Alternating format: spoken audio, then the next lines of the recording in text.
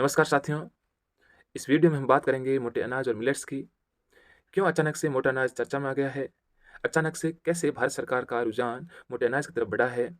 और क्या ऐसे कारण हैं, क्या ऐसी विशेषताएं हैं मोटे अनाज में जिसने पूरे वर्ल्ड का ध्यान अपनी तरफ आकर्षित किया है? वैसे तो मानव सभ्यताओं ने जब पहली बार फसलें बोना शुरू किया, तो पहली बार आदिवासी मानवों ने, प्राचीन सभ्यता के मानवों ने खेती करना शुरू किया, तो उसने मोटे अनाज की फसलें बोई थी। इस बात के प्रमाण सभ्यताओं की खुदाई में मिल चुके हैं। इसके कई कारण भी रहे हैं कि मोटे अनाज की फसलों को बोने में ज़्यादा मेहनत नहीं करनी पड़ती है, क्योंकि कैसी भी कंडीशन में ये फसलें हो जाती है। ऊपर से खाद देने की ज़रूरत नहीं है, इन फसलों की सिंचाई करने की ज़रूरत नहीं है और बहुत कम अवधि में ये फसलें हो जाती हैं। तो ऐसे ही कारण रहे हैं जिसने मानव सभ्यता के शुरुआती काल में इन फसलों को उगाने की तरफ मानव का ध्यान आकर्षित किया। इस ऑनलाइन क्विज़ प्रतियोगिता के प्रश्नों का हल ढूँढते हुए हम प्रयास करेंगे, हम मिलेट्स के बारे में काफ़ी जानकारी प्राप्त कर सकें और असल ज़िंदगी में हमारी थाली में मोटे अनाज की भागीदारी को बढ़ा सकें। मिलेट्स से आप क्या समझते हैं? जितने भी मोटे अनाज है, उनको मिलेट्स कहा जाता है अंग्रेज़ी में। बाजरा, ज्वार, रागी इनके सहित 8 ऐसे अनाज हैं जिनको मोटे अनाज की श्रेणी में शामिल किया गया है। इसमें कोदो कोदो को गुर कोदो जो वेस्ट बंगाल की तरफ होता है, तो कोदो को गरीब का बिहार की तरफ होता है, गरीब का चावल कहा जाता है। तो ये चावल की तरह दिखता है लेकिन चावल है नहीं। गरीब का चावल है, हर कोई व्यक्ति उसको आसानी से खरीद सकता है। ठीक है, उपेक्षित का अनाज भी कहते हैं कोदो को। तो ऐसा ही कंगनी है, कंगनी को चीन का बाजरा कहा जाता है। चीन में कंगनी बड़े लेवल पर होता है। तो ऐसे ही बहुत सारे ऐसे अनाज हैं, इनके अलावा 8 ऐसे अनाज हैं, चीना है, इनको कुटकी है, इनको मोटे अनाज की श्रेणी में रखा गया है। भारत सरकार द्वारा राष्ट्रीय पोषक अनाज वर्ष के रूप में किस वर्ष को मनाया गया? National year of the millet. Bharat सरकार ने सबसे पहले वर्ष 2018 को national year of the millet के रूप में मनाया। उसका भी एक ही मकसद था कि मोटे अनाज के प्रति जागरूकता पैदा करना, किसानों को प्रोत्साहित करना मोटा अनाज बोने के लिए, ताकि उनकी उपज को, उनकी लागत को कम किया जा सके और उपज को बढ़ाया जा सके। संयुक्त राष्ट्र यानी यूएन द्वारा अंतर्राष्ट्रीय पोषक अनाज वर्ष international year of the millet के रूप में किस वर्ष को मनाने की घोषणा की गई? तो संयुक्त राष्ट्र संघ द्वारा 2023 को international year of the millet के रूप में मनाने की घोषणा की गई है। कौन मोटे अनाज या मिलेट में शामिल नहीं है? बाजरा है, मोटा अनाज ये है, रागी मोटे अनाज की श्रेणी में है, ज्वार मोटे अनाज की श्रेणी में, गेहूँ मोटा अनाज नहीं आता है। साइंस की भाषा में बाजरा, रागी, ज्वार ये सब पोएसी फैमिली में आते हैं, पोएसी कुल होता है। साइंस की जब हम बात करेंगे तो उन इन सबको एक फैमिली, एक वर्ग, एक वंश इस टाइप से कैटेगराइज़्ड किया गया है। तो एक पोएसी घास कुल का परिवार है। ऐसे बाजरा, रागी, ज्वार घास फैमिली मानी जाती है। ये घास फैमिली की फसलें हैं। श्री अन्न क्या है? मोदी जी भारत भारत के माननीय प्रधानमंत्री जब कर्नाटक में एक जन समुदाय को संबोधित कर रहे थे, तब उन्होंने ये श्री अन्न नाम दिया और ये मोटे अनाज को ही दिया। मोटे अनाज को ही मिलेट्स कहते हैं और इसको न्यूट्री सीरियल भी कहा जाता है। न्यूट्री का मतलब है ये पोषकता से भरपूर होते हैं, सीरियल्स का मतलब भी मोटा अनाज ही है। तो इस प्रकार से श्री अन्न इन तीनों को ही कहा जाता है, एक ही नाम है ये सब। श्री अन्न इसलिए कहा था, मोदी जी ने कहा कर्नाटक के लोगों की समझ बड़ी अच्छी है मोटे अनाज के प्रति, मोटे अनाज के महत्व को कर्नाटक के बाशिंदे अच्छे से जानते हैं। इसीलिए कर्नाटक या कन्नड़ में स्थानीय रूप से लोग मोटे अनाज को श्री धान्य कहते हैं, श्री धान्य।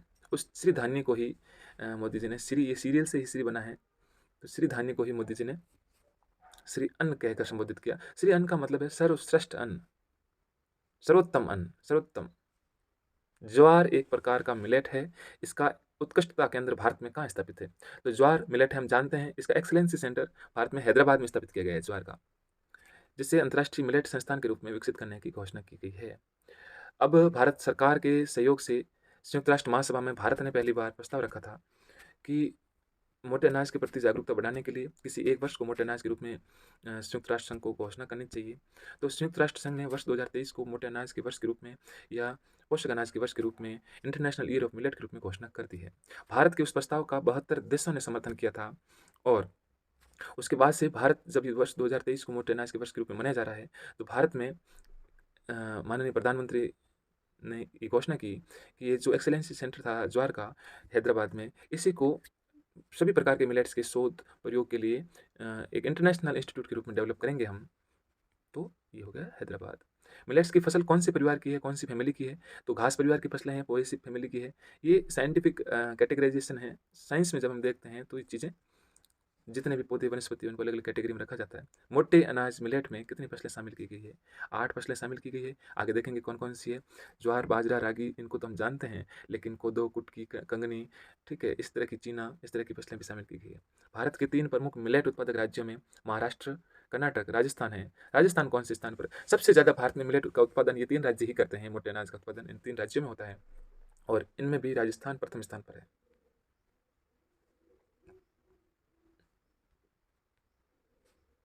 निम्न में से क्या मिलेट के विषय में सही है? किसान हितैषी है, मिलेट किसान हितैषी है क्योंकि किसी भी प्रकार की कठोर जलवायु के प्रति सहनशील होते हैं। हाँ, बिल्कुल है। पोषण सुरक्षा पूर्ण भोजन है, ये सभी सही है। मिलेट में पौष्टिकता भरपूर होती है, इसलिए ये न्यूट्रिशनल सिक्योरिटी देते हैं। कितनी भी कठोर और हार्श जलवायु हो उसको सहन कर लेते हैं, कम पानी में उग जाते हैं, अनउर्वर और बंजर भूमि पर उग जाते हैं, रासायनिक उर्वरकों की जरूरत पड़ती नहीं है, आसानी से ये फसलें जलवायु की कठोरता से नष्ट नहीं होती है, किसानों की लागत कम आती है, तो इसलिए ये किसान हितैषी है मिलेट्स। कठोर जलवायु के प्रति भी सहनशील है, पोषण सुरक्षा पूर्ण भोजन सभी होगी इसमें। ग्लूटेन प्रोटीन के कारण पेट में अल्सर, गैस, अपाचन, कैंसर जैसे रोग होने की संभावना होती है। निम्न में से ग्लूटेन की सर्वाधिक मात्रा किसमें होती है? तो ग्लूटेन प्रोटीन गेहूं में बहुत ज़्यादा पाया जाता है और इस प्रोटीन के कारण पेट के रोग होने की संभावना रहती है। कुछ लोगों में इसकी इतनी अधिक एलर्जी की स्थिति हो जाती है कि उनको सीलिएक रोग हो जाता है। इसमें क्या है, पेट में घाव बन सकते हैं, छाले हो सकते हैं, अपचन, भोजन पचता नहीं है आसानी से, ऐसे लगता है पेट भारी भारी लगता है, पेट में गैस महसूस होती है, लंबे समय तक डकारें आती है, तो और पेट का आंतों का कैंसर होने की भी संभावना रहती है ग्लूटेन प्रोटीन के कारण। मोटे अनाज में ये ग्लूटेन प्रोटीन नहीं होता है, बहुत ही नगण्य होता है। तो गेहूं में ग्लूटेन प्रोटीन बहुत ज़्यादा होता है और गेहूं को अधिक मात्रा में यूज़ करने से इस प्रकार की स्थितियाँ होती हैं। जो बुजुर्ग लोग हैं ग्रामीण समुदाय में और वो ये कहते मिलेंगे कि भाई पहले इतने कैंसर के रोगी नहीं होते थे, आज कोई नशा नहीं करता है वो भी कैंसर के रोग से पीड़ित हो जाता है। ऐसी क्या चीज़ें हैं? तो ये हमारे खान-पान से जुड़ी हुई चीज़ें भी है। किसी एक एक प्रोटीन के कारण या किसी एक हमारे पोषक तत्व के कारण इस तरह की चीज़ें हो सकती है। तो हमें भोजन विविधता भरा लेना चाहिए। हमारे भोजन में विविधता होनी चाहिए। विविधता से सभी प्रकार के पोषक तत्व मिल जाते हैं और किसी एक पोषक तत्व की अति से किसी प्रकार के रोग होने की संभावना नहीं रहती, किसी प्रकार की एलर्जी कंडीशन की संभावना नहीं रहती है। तो जो लोग गेहूँ की रोटी ज़्यादा खाते हैं और उनको इस तरह की समस्या है पेट में, तो वो बाजरे की तरफ अपना रुख करें, लाभ होगा। चित्र में प्रदर्शित मोटा अनाज कौन-सा है, जो अत्यधिक फाइबर के लिए जाना जाता है? फाइबर की मात्रा भोजन में ज़्यादा होने से कब्ज़, बवासीर, पेट संबंधी रोगों की समस्या का निदान होता है। तो चित्र में आप देख पा रहे हैं, ये एक ज्वार है। ज्वार में भी फाइबर खूब होता है और रागी में भी फाइबर खूब होता है। लेकिन जब दोनों की तुलना करें, ये जो फ़ोटो है ये ज्वार का है, तो ये यहाँ पर ज्वार सही होगा। इसमें खूब फाइबर होता है ज्वार में और फाइबर की मात्रा भोजन में ज़्यादा होती है तो कब्ज़ नहीं होती है। भोजन का मूवमेंट जो आहार नाल है, भोजन की नली है, उसमें होता रहता है, भोजन आराम से चलता रहता है और भोजन चलता रहता है तो सड़ता नहीं है, तो कब्ज़ होने की संभावना नहीं है, बवासीर की भी संभावना नहीं है। क्योंकि कब्ज़ और बवासीर एक दूसरे से लगभग जुड़े रहते हैं और पेट संबंधी अन्य रोगों की समस्या का भी समाधान हो जाता है। तो फाइबर बहुत रेशे बहुत उपयोगी है। भोजन में जितने ज़्यादा रेशों का कोई पौष्टिक महत्व नहीं है। बस ये इस सेंस में ही उपयोगी है कि इस रेशों की वजह से भोजन का मूवमेंट, भोजन आसानी से आहार नाल में चलता रहता है और सड़ता नहीं है, कब्ज़ नहीं होती है। निम्न में से कौन से अनाज समूह का एक भी अनाज मोटे अनाज की श्रेणी में नहीं आता है? तो इसमें बाजरा, रागी, ज्वार, कोदो, कोदो को मैंने कहा ये गरीब का चावल है और उपेक्षित का अनाज है, सस्ता मिलता है और चावल की तरह दिखता है। चीना, चीना के अलावा कंगनी, सावा, कुटकी ये सब मोटे अनाज की श्रेणी में है। 8 मोटे अनाज की श्रेणी में अंतिम जो बाजरा, रागी, ज्वार, गेहूँ जो इसमें गेहूँ और ये शामिल नहीं है मोटे अनाज में। निम्न चित्र में प्रदर्शित मोटा अनाज कौन सा है जो अत्यधिक कैल्शियम का स्रोत होने के कारण हड्डियों को मजबूती प्रदान करता है? तो यह है रागी। रागी में कैल्शियम भरपूर होता है और कैल्शियम का इतना प्रचुर स्रोत है। रागी की रोटी बनाना भी बहुत मुश्किल है और इसके बाद बनी हुई रोटी इतनी कड़क होती है कि हर कोई जिसके दांत कमजोर है वो रागी की रोटी खा नहीं सकता है। इसलिए गेहूं के आटे के साथ मतलब विभिन्न प्रकार के आटों को मिलाकर यूज लेना चाहिए। मिलेट्स अर्थात मोटे अनाज की क्या विशेषता नहीं है? अत्यधिक फाइबर होता है, बिल्कुल होता है। ग्लूटेन प्रोटीन की उपस्थिति होती है, नहीं, ये विशेषता मोटे अनाज की नहीं। कैल्शियम और आयरन के अच्छे स्रोत है, बिल्कुल है। पौष्टिकता से भरपूर होते हैं मिलेट्स, बिल्कुल होते हैं। विश्व का सबसे ज़्यादा मोटा अनाज उत्पादक देश कौन सा है? तो सबसे ज़्यादा मोटा अनाज भारत ही पैदा करता है। भारत का सबसे ज़्यादा मोटा अनाज उत्पादक राज्य कौन सा है? तो ये है राजस्थान। मोटे अनाज या मिलेट्स की खेती करने के क्या लाभ है? मोटा अनाज जलवायु परिवर्तन या सूखे के प्रति अत्यधिक प्रतिरोधी होता है, बिल्कुल। मोटे अनाज में सहन करने की अत्यधिक क्षमता होती है। जलवायु परिवर्तन तेजी से हो रहा है इस समय हम देख रहे हैं और उस जलवायु परिवर्तन का मिलेट्स पर बहुत कम असर होता है। अगर सूखे की कंडीशन है, बारिश 2-3 बारिश की बजाय अगर 1 बारिश हुई, 2 बारिश हुई, तो वो मोटा अनाज उसको सहन कर जाएगा। कम बारिश हुई तो सहन कर जाएगा। रोग प्रतिरोधक क्षमता उच्च होती है, आसानी से मोटे अनाज में कोई रोग नहीं लगता। कम अवधि में फसल तैयार हो जाती है, 60 से 90 दिन में फसल तैयार हो जाती है। तो ये सब लाभ मोटे अनाज से है, इनकी खेती करनी चाहिए किसानों को। मोटे अनाज से अब तो भारत सरकार मोटे अनाज का भी समर्थन मूल्य जारी करती है, तो एमएसपी का लाभ उठाना चाहिए। उसका भी मकसद ये है कि मोटे अनाज को बोने के लिए, उसकी खेती करने के लिए किसानों को प्रोत्साहित करना। मोटे अनाज से कौन सा लाभ है? पेट के रोग समाप्त होते हैं, जैसे गैस, कब्ज, अल्सर, अपच। खराब कोलेस्ट्रॉल कम होने के कारण हृदय रोगों में लाभकारी। बिल्कुल। मोटा अनाज मिलेट्स के यूज में लेने से जो भी बॉडी में बैड कोलेस्ट्रॉल है, लो डेंसिटी कोलेस्ट्रॉल है। कोलेस्ट्रॉल भी दो प्रकार का है, एक तो लो डेंसिटी वाला होता है, एक हाई डेंसिटी वाला होता है। तो लो डेंसिटी वाला कोलेस्ट्रॉल खराब कोलेस्ट्रॉल माना जाता है, और इसकी वजह से हृदय रोग होते हैं, और हृदय रोग होते हैं तो हार्ट अटैक जैसी समस्या होती है। तो ये मोटा अनाज इन चीज़ों को कम करता है, खराब खराब कोलेस्ट्रॉल बॉडी में कम करता है। डायबिटीज़, मधुमेह के नियंत्रण में लाभदायक है। बिल्कुल है। क्यों है? क्योंकि जितने भी हम अनाज लेते हैं उन अनाज में कार्बोहाइड्रेट होता है, और जब भी कार्बोहाइड्रेट हमारी भोजन नली से हमारे ब्लड में जाता है, खून में जाता है, एक शर्करा के रूप में, वो भी कार्बोहाइड्रेट ही है। तो उस शर्करा से वापस ग्लूकोज बनता है, और ग्लूकोज जब बनता है तब हम उस भोजन की ऊर्जा को, हमारी कोशिकाएं काम में रहती है। जब तक ग्लूकोज नहीं बनता है तब तक हमारा शरीर ऊर्जा को काम में नहीं ले सकता है। तो मोटे अनाज के पाचन के बाद जो शर्करा हमारे खून में जाती है, वो शर्करा ग्लूकोज को बहुत आसानी से मुक्त नहीं करती है। ग्लूकोज को मुक्त करने में एक लंबा टाइम लेती है। उसका लाभ ये होता है कि डायबिटीज़ के लोगों के ब्लड में ग्लूकोज पड़ा रहता है बहुत ज़्यादा, तो वो ग्लूकोज काम में आता रहता है, और तब तक मोटा अनाज धीरे धीरे ग्लूकोज रिलीज़ कर रहा है, तो डायबिटीज़ के लोगों को थोड़ा फायदा हो जाता है इससे। उनके ब्लड में ग्लूकोज का लेवल कंट्रोल हो जाएगा, और उसी को तो कहते हैं नॉर्मल कंडीशन, डायबिटीज़ का भी इलाज हो जाता है। उक्त सभी इसमें सही है। पेट के रोग समाप्त होते हैं, देखा है हमने। बैड कोलेस्ट्रॉल भी कम होता है, डायबिटीज़ भी नियंत्रण में रहता है, और यही आजकल की बीमारियाँ हैं। बीपी भी, ब्लड प्रेशर की समस्या भी है, तो बीपी भी कंट्रोल में रहता है मोटे अनाज का उपयोग करने से। बीपी हो गए, हृदय रोग हो गए, पेट के रोग हो गए, और डायबिटीज़ हो गए, ये सबसे ज़्यादा रोग है इन दिनों देखने को मिल रहे हैं। और इसका रीज़न यही है कि हम बहुत तेज़ी के साथ गेहूँ की तरफ बढ़ गए, और हमने बाजरे के साथ बेवफाई कर ली। तो धीरे धीरे हमें इस मोटे अनाज को भी हमारी थाली का हिस्सा बनाना पड़ेगा। मोटे अनाज में फाइबर की अत्यधिक उपस्थिति होती है। इससे क्या लाभ है? तो जब फाइबर ज़्यादा होगा, रेशे ज़्यादा होंगे, तो रेशे ज़्यादा होंगे तो भोजन का मूवमेंट अच्छे से होगा, पेट में भोजन ऊपर से आहार नाल से नीचे की तरफ आराम से गति करेगा, तो कब्ज नहीं होगी। और कब्ज नहीं होगी, बवासीर में भी लाभदायक है, पाचन में भी सहायक है, पेट में रोग नहीं होंगे। रेशों का ये सभी फायदा है। तो रेशे होंगे, हालांकि रेशे खुद हमारे शरीर में पोषक तत्व के रूप में काम में नहीं आते हैं, लेकिन जो पाचन में मदद करते हैं, इनकी वजह से पाचन आसानी से हो जाता है, कब्ज नहीं होती है, बवासीर में भी लाभदायक है। सबसे ज़्यादा फाइबर वाला अनाज कौन सा है? तो जैसा कि पहले भी बताया गया कि ज्वार, बाजरा, रागी, कोदो में से ज्वार और रागी में भरपूर फाइबर होता है। यहाँ पर रागी सही है। पहले जो प्रश्न था उसमें ज्वार के चित्र दे रखे थे, इसलिए वहाँ पर ज्वार सही था, वहाँ पे भी फाइबर का सवाल पूछा। निम्न चित्र किस मोटे अनाज का है जिसे चीन का बाजरा कहा जाता है? तो ये है कंगनी। चीन में सामान्य रूप से बोई जाने वाली फसल जिसमें जिंक और आयरन की मात्रा बाजरे से भी ज़्यादा होती है। ये है चीनी लोगों के लाल होने का रीज़न।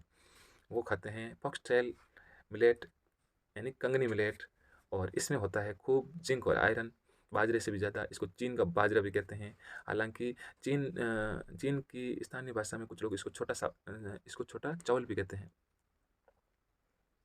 वो तो चीना सवा ये नहीं।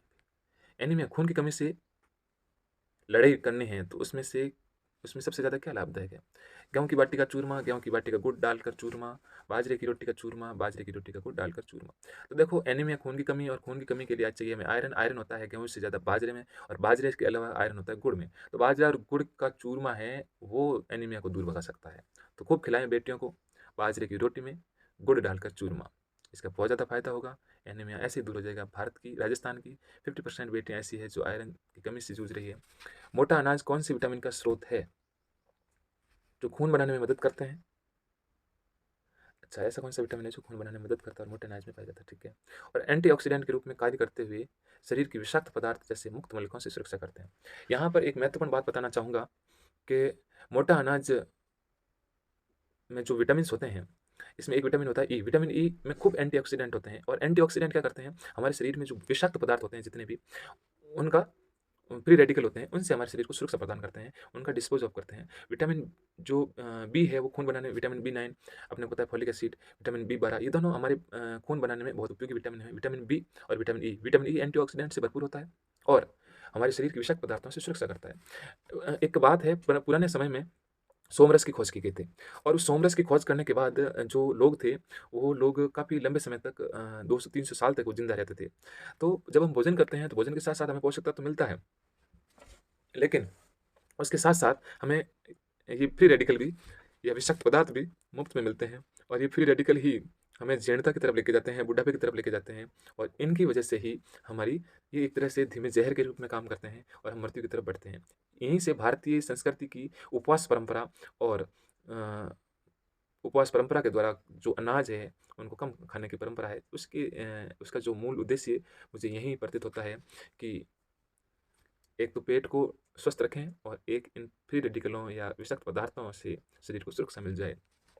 तो उपवास करना चाहिए।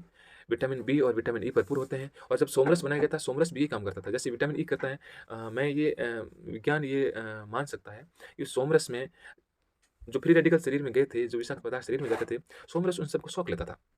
शरीर में फ्री रेडिकल्स रहते नहीं। जब शरीर में फ्री रेडिकल या मुक्त मूलक नहीं रहते, तो शरीर को कोई नुकसान नहीं होता और शरीर को कोई नुकसान नहीं होता, तो लंबे समय तक बूढ़े नहीं होते थे।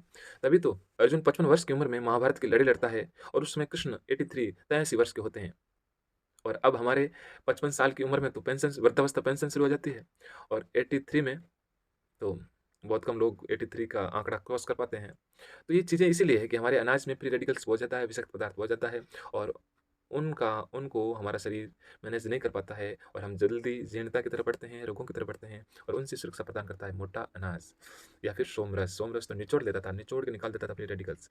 तो देखो क्यों निकालता था सोमरस बनाने की, ये देखो इसको एक अलग से वीडियो बनाएंगे कैसे क्या उन्होंने किया है। मोटे अनाज की उच्च पौष्टिकता के बावजूद इसका व्यापारिक उपयोग सीमित मात्रा में क्यों किया जाता है? एक्चुअल में क्या है, मोटा अनाज पौष्टिक तो खूब है, लेकिन धीरे-धीरे हम जैसे-जैसे आगे बढ़े, हमने मोटे अनाज को हमारी थाली से दूर कर दिया। उसका रीज़न क्या है कि मोटे अनाज से बने उत्पादों की जीवन अवधि कम है और जब जीवन अवधि कम है, तो मार्केट में जितनी भी कंपनियाँ हैं, जो व्यापारिक लाभ के लिए काम करती है, वो मोटे अनाज से क्यों प्रोडक्ट बनाएगी? मोटे अनाज यानी बाजरे के क्यों बिस्किट बनाएगी? बाजरे के बिस्किट बनाए जा सकते हैं, लेकिन नहीं, गेहूँ के बिस्किट चलते हैं। बाजरे का जो आटा है, वो जल्दी खराब होता है, इसलिए बाजरे से बने पदार्थ भी थोड़ी जल्दी कम अवधि तक चलेंगे। इसका एक दूसरा कारण ये भी है कि मोटे अनाज पर ज़्यादा प्रयोग नहीं किए गए हैं, मोटे अनाज पर ज़्यादा रिसर्च नहीं की गई है। अगर की जाती, तो परिणाम अलग होते। क्यों?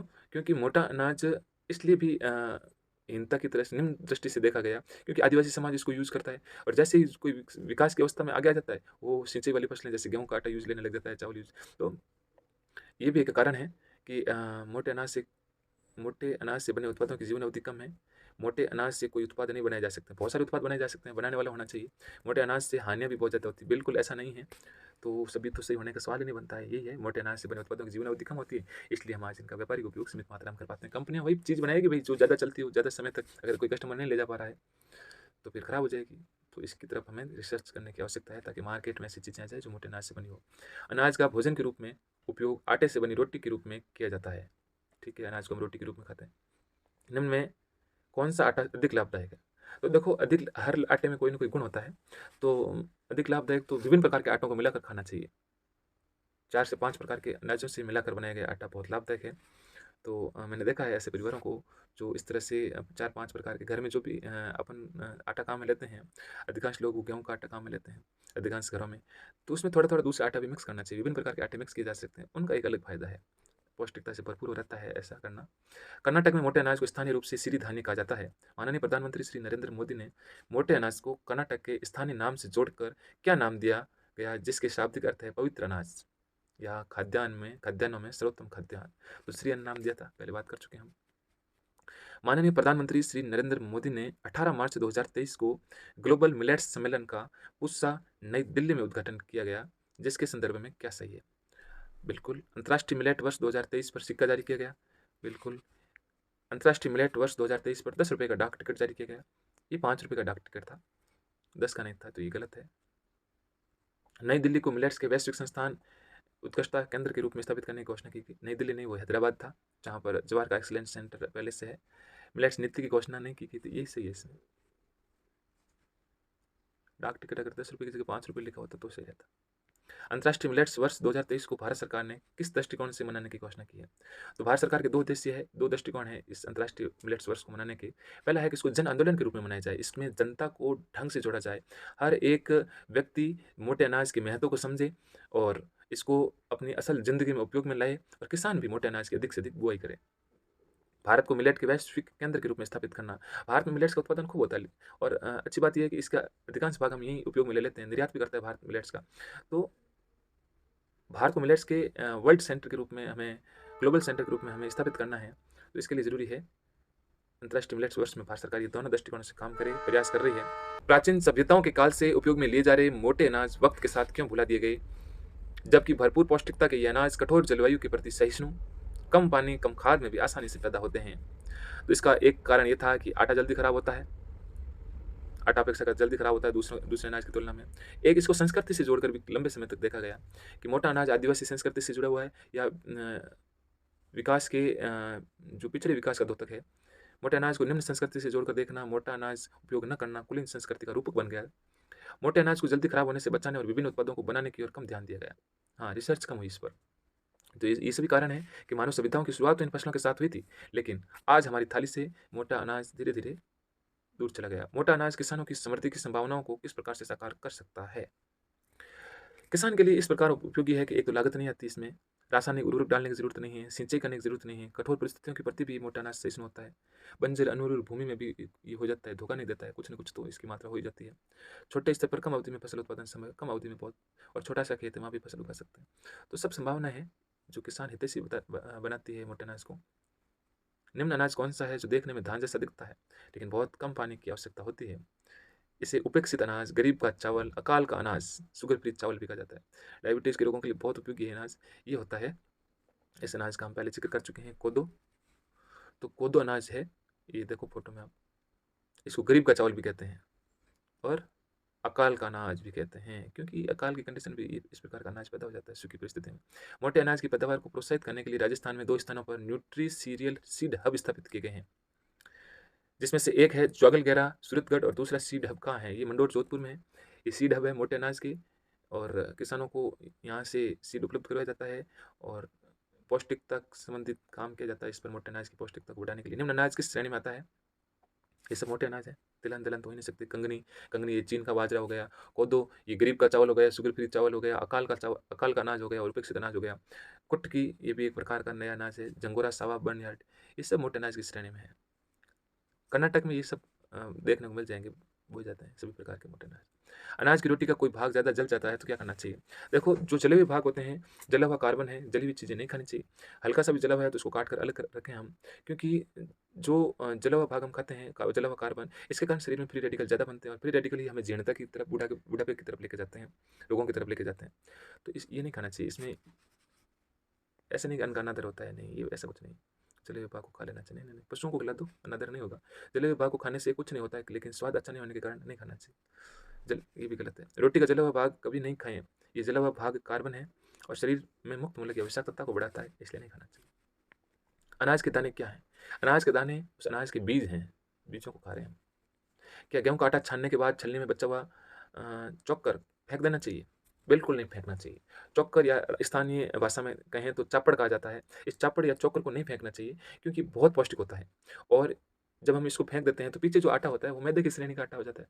भाई कंपनियां क्या मैदा कैसे बनाती है? ऐसी तो बनाती है। जो भी चोकर चोकर है वो निकाल लो, पीछे का जो आटा है वो मैदा बन जाएगा। तो चोकर बहुत उपयोगी है, फिर वो मैदे के गुण ज़्यादा आ जाते हैं उसमें। चोकर नहीं, हाँ, चोकर में अगर आपको कोई कचरा दिख रहा है तो उस कचरे को जरूर आप निकाल कर अलग कर सकते हो। आपने छलनी से छाना आटा, चोकर दिखा, चोकर में से कचरा निकाला, फिर उसको यूज़ में लो, वही आटा चोकर का आटे के साथ में यूज़ में ले लो या अलग से रोटी बना सकते हैं। मोटे अनाज को बढ़ावा देने के क्या हमें गेहूँ और चावल खाना बिल्कुल बंद कर देना चाहिए? नहीं, बिल्कुल ऐसा नहीं है। बस ये है कि मोटे मोटे अनाज के साथ साथ विभिन्न प्रकार के अनाजों का आटा भी साथ में काम में लें, जैसे गेहूं का आटा है, लेकिन बंद नहीं करना है कि हाँ गेहूं चावल बंद कर दो और मोटा अनाज। फिर वही हो जाएगा कि मोटे अनाज से तो हमने कुछ पौष्टिकता तो प्राप्त कर ली और कुछ जो हमारे अंदर बीमारियां और रोग या पौष्टिकता की कमी है वो गेहूं और चावल की कमी की वजह से होगी। तो विविधता वाला भोजन लेना चाहिए। क्या भोजन करने से शरीर में विषाक्त पदार्थ बनते हैं जिसके कारण शरीर धीरे धीरे जीर्ण होता जाता है? बिल्कुल, ये बात हम पहले कह चुके हैं। नहीं, हाँ, बनता है, सॉरी, बनता है। बिल्कुल, पहले बात कर चुके हैं कि भोजन करने से शरीर में कुछ ऐसे तत्व होते हैं, जिनकी वजह से फ्री रेडिकल यानी विषाक्त पदार्थ बनते हैं और उन्हीं की वजह से हमारा शरीर धीरे-धीरे जीर्ण होता है। इसलिए अगर अपन ऐसे कहें कि भोजन बहुत आवश्यक तो है, अत्यंत आवश्यक है, लेकिन ये धीमे ज़हर की तरह काम करता है, तो अतिशयोक्ति नहीं होगी। क्या भोजन को अत्यावश्यक धीमा ज़हर कहना उपयुक्त है? बिल्कुल, उपयुक्त है। थैंक यू, धन्यवाद। और अगर ऐसे ही वीडियोज़ आप पसंद करते हैं, जो हमारी असल ज़िंदगी में भी काम में आते हैं और कंपटीशन के लिहाज से भी बहुत महत्वपूर्ण हैं, तो आप इसका फीडबैक ज़रूर दें। धन्यवाद।